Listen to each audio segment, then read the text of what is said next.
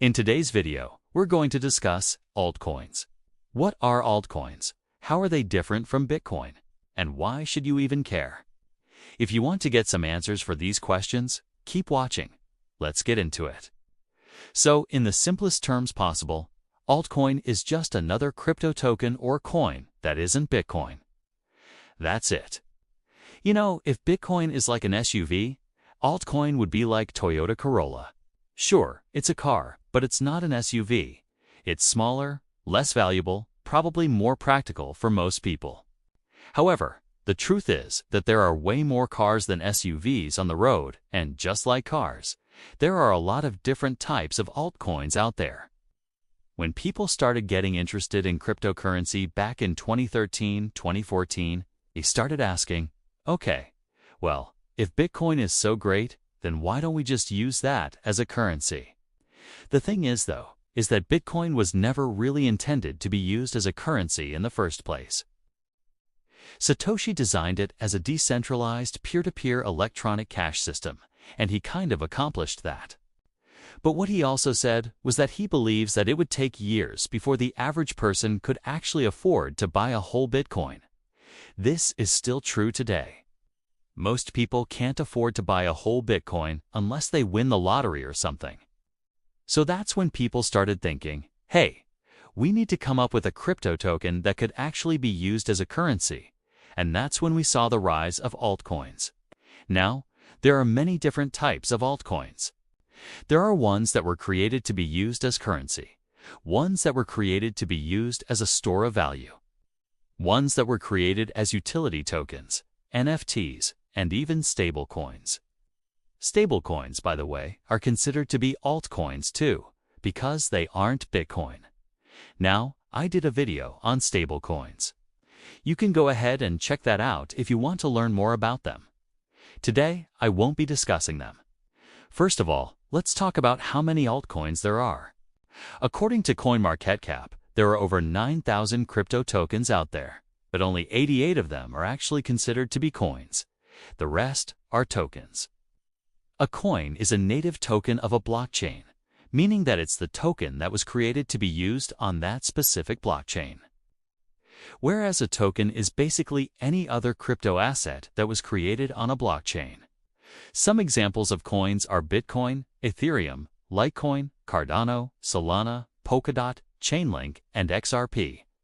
XRP technically is not a coin because it's a token on a centralized network. We'll discuss that later, but most people do call it a coin, so I will too. And some examples of tokens are Uni, Swap, Basic Attention, Token, Tether, and many others. Now, it's important to understand that unlike Bitcoin, which has a finite supply of 21 million coins that will ever exist, most altcoins have an infinite supply. For example, Ethereum has a max supply of 100 billion ETH that will ever exist, whereas Bitcoin has 21 million. With that being said, some altcoins do have a max supply, similar to Bitcoin, but most don't. So if an altcoin has an infinite supply, doesn't that mean that it will become worthless since there will always be more of them out there? Well, not necessarily. Here's why. Let's say that demand for the Ethereum token stays high, because lots of people believe in the project and its future. In that case, the price might stay high as well. On the other hand, let's say that demand for XRP stays low, because most people don't believe in the project anymore. In that case, the price will likely drop. Basically, the price of any altcoin will depend on demand and supply, just like with anything else. Speaking of demand, here are some of the factors that can affect the demand for an altcoin, therefore affecting its price. Number 1 is media hype. Big news outlets start talking about an altcoin, more people will become interested in it, which can increase the demand. Just recently, we saw Dogecoin pump because Elon Musk kept tweeting about it. No? 2 is the reputation of the developers behind the project.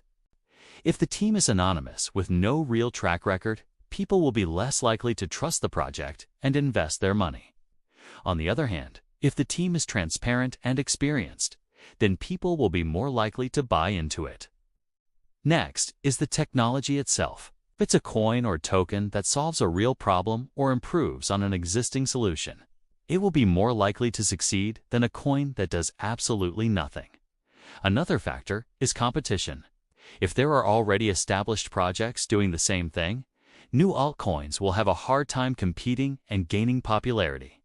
And finally, partnerships. If an altcoin manages to secure partnerships with other big companies and projects, this will boost its reputation and demand. Now that we talked about the factors that affect the demand, let's talk about the factors that affect the supply. Remember, most altcoins have an infinite supply, but there are some exceptions. First, there's pre-mine. Most altcoins are pre-mined, which means that a certain amount of coins are given to the developers before the launch of the project. This is done so that they have some incentive to work on the project and improve it. Next, there's mining. In order for altcoins to be used as a currency, they have to be mined. Mining rewards are usually less than with Bitcoin, because most altcoins are much more easy to mine. And finally, there's burning. Some altcoins do implement a burn rate, meaning that a certain amount of coins will be burned or removed from circulation. This is done so that the supply of the token is more in line with the demand. I know what you're probably thinking. If there's an infinite supply, then why are the prices of some altcoins higher than others? That's a great question.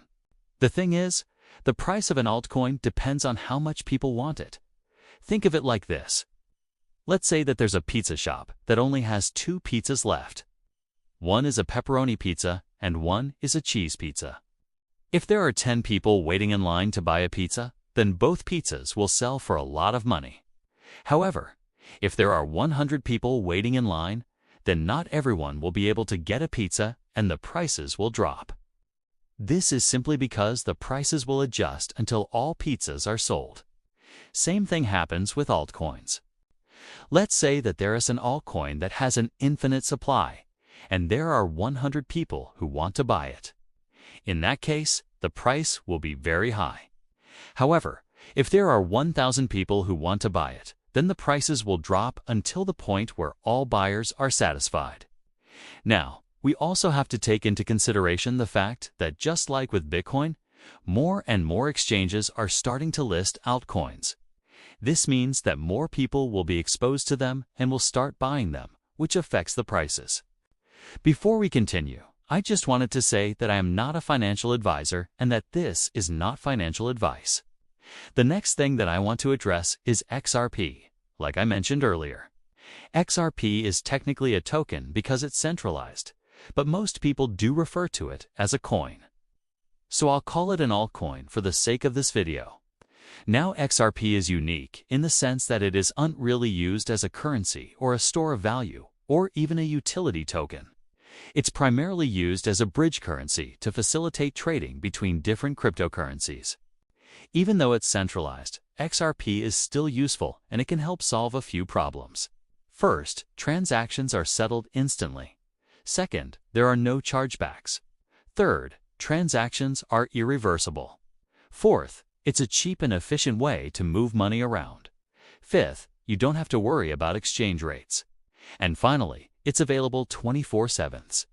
Now, Ripple, which is the company behind XRP, is trying to make XRP a worldwide international standard for currency exchange. They've partnered up with several major banks and payment providers, including American Express, Bank of America, Chase, and many others. If they manage to do this, then XRP could potentially become the most widely used altcoin in the world. However, XRP is also currently facing a lawsuit from the SEC. If they lose the case, this could severely hurt the reputation of the project and its future development. And finally, I want to share with you a few altcoins that I believe have the potential to grow. Of course, this is just my opinion and not financial advice. The first one is Luna. Luna is a coin that was created as a bridge currency to facilitate trading between different cryptocurrencies. It's also used as a staking token on the Terra blockchain, which is a Layer 1 blockchain similar to Ethereum. The next one is Theta. Theta is a token that was created to disrupt the video streaming industry. The project aims to create a decentralized video delivery network that allows users to earn money by sharing their bandwidth. And the final one is Harmony. Harmony is a token that was created to bring fast and cheap blockchain technology to the world. The project aims to create a decentralized financial system that allows users to easily trade cryptocurrencies and NFTs. If you enjoyed this video and learned something new, make sure to hit the like button and subscribe for more content. None of this is financial advice specific to you, just my opinion. See you next time.